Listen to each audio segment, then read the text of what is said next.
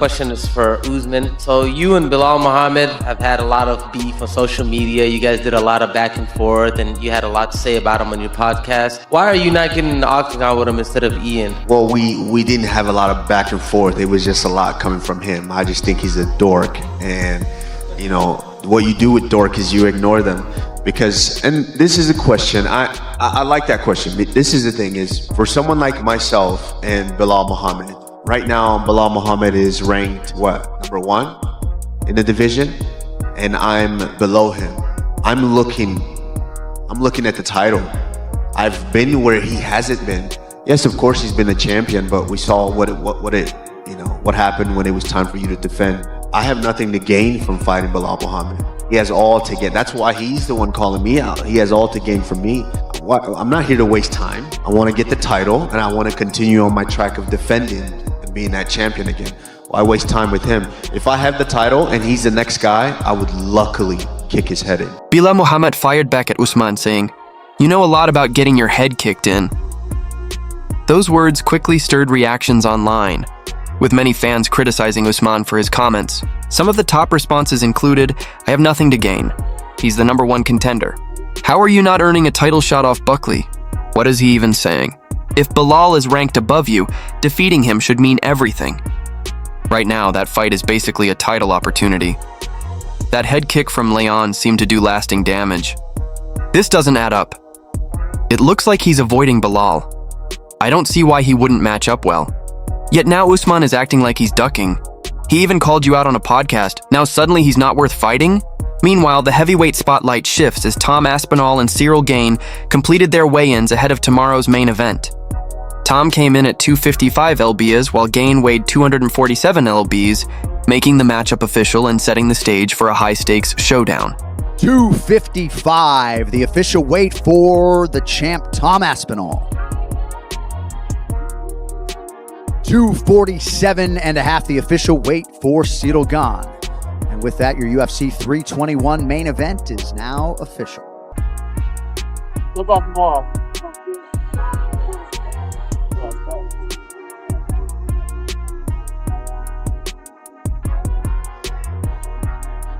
Thank you, boys.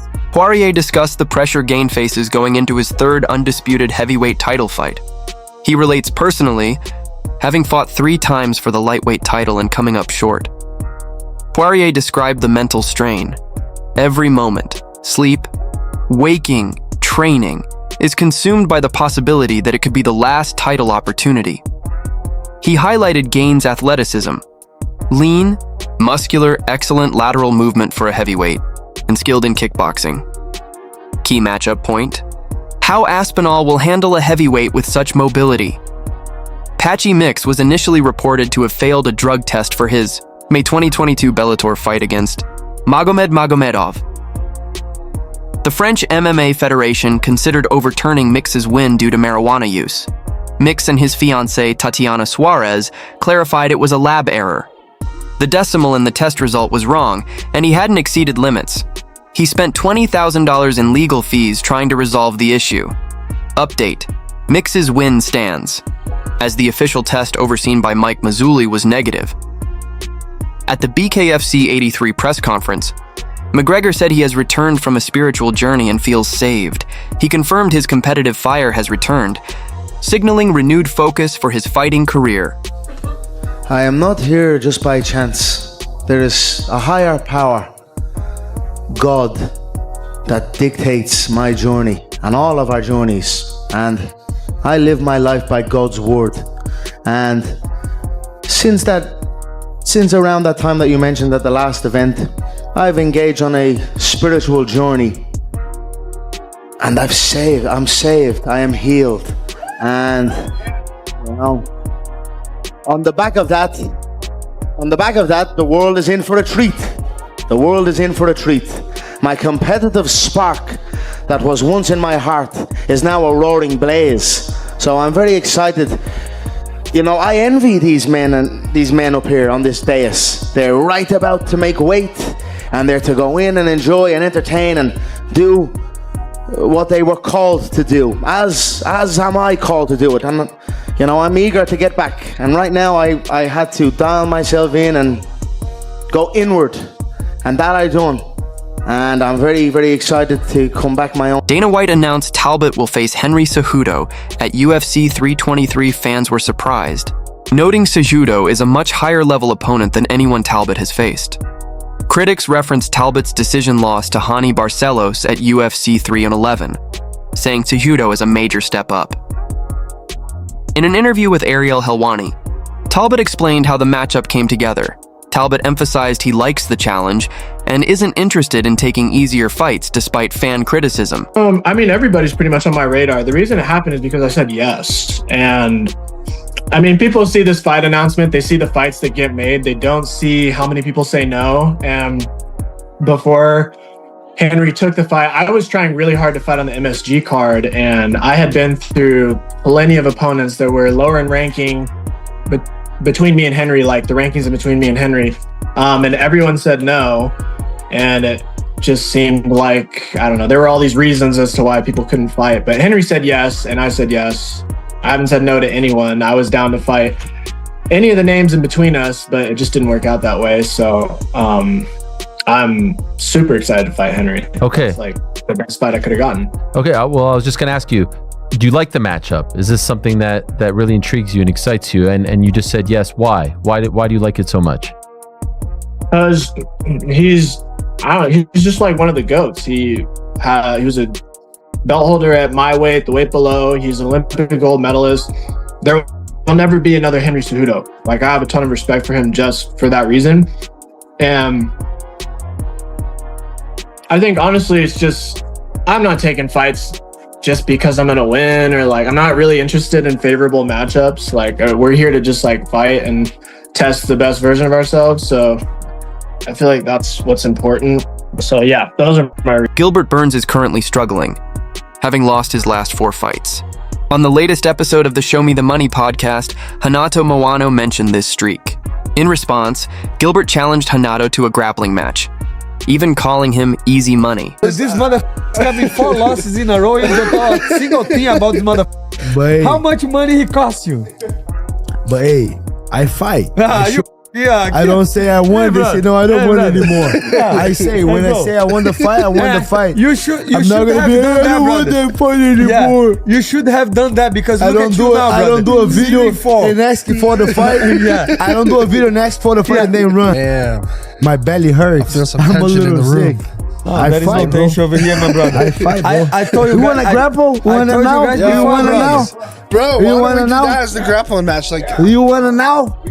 You want to know? I don't respect the. I You don't wanna know? respect this guy, my brother. You want to know? That's easy money, bro. Dan Hooker?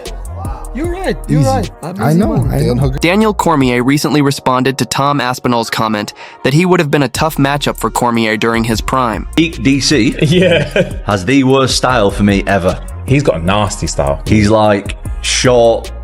I've said this to his face as well. He's like short guy who just keeps walking forward, changing levels in between like grappling punches. He can knock you out, he can take you down. He's got like cardio for days. For my style, he's a nightmare. Yeah. In a recent interview, Daniel Cormier expressed his appreciation for Tom's comment. He also joked that if they ever faced off, he'd be rushing across the octagon to make it happen. So, hey man, thanks for giving me props about the fight. Even though you're kind of polishing me What up fight? a little What's bit. that? When you go, oh, DC would have been a problem if we fought. I told you that years ago. Yeah, I know you did, but still, to say, No, honestly, you're just kind of polishing me up, and I'm not. like, That's not. every now and again, somebody got to give the big bunch of love, you know? Thank you, Tom. It's the truth. It's the truth. I think you might have beat me up bad. No, I would have. Hey, let me tell you something. I'd have been shooting from halfway across the octagon the moment they just said fight. Guys, make sure you watch Tom this weekend. Until next time. Brendan Allen didn't hold back when talking about Dryas Duplessis. Since losing the middleweight title to Hamzat Chimaev, Dryas has been mostly quiet on social media, and Allen isn't shocked.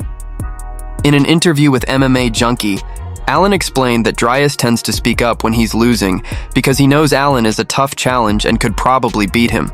It's easy to talk when you know you're not facing me next, but now it could actually happen, Allen said. Back when I was close to a big win streak, he was quiet like a mouse in church. Now, silence. And why? He got dominated. No close moments, no highlights. 23.5 minutes of dominance.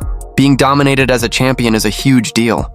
It carries a lot of weight because it means you really didn't have anything for the other guy. Allen added that he expects Dryas to make changes and come back stronger, but he's focused on striking in their potential matchup. I like going against guys who fight like it's kill or be killed. That's what excites me and brings out the best in me, he said. He also noted that some of Dryas' wins before the belt were lucky, but he respects that the fight would be intense. Meanwhile, in heavyweight news, Tom Aspinall recently said he'd rather vacate the UFC title than face his friend Delia. Dana White reacted strongly, calling the statement absolutely insane. Now, Tom's father, Andy Aspinall, has stirred the pot even more, saying he doesn't want Tom to re-sign with the UFC. In an interview with RMC Sport Combat, Andy explained that boxing offers bigger money. If you get into the top tier, the UFC doesn't pay nearly as much as boxing. Tom's good at it too, he said. That's the latest from the MMA world. Thanks for watching.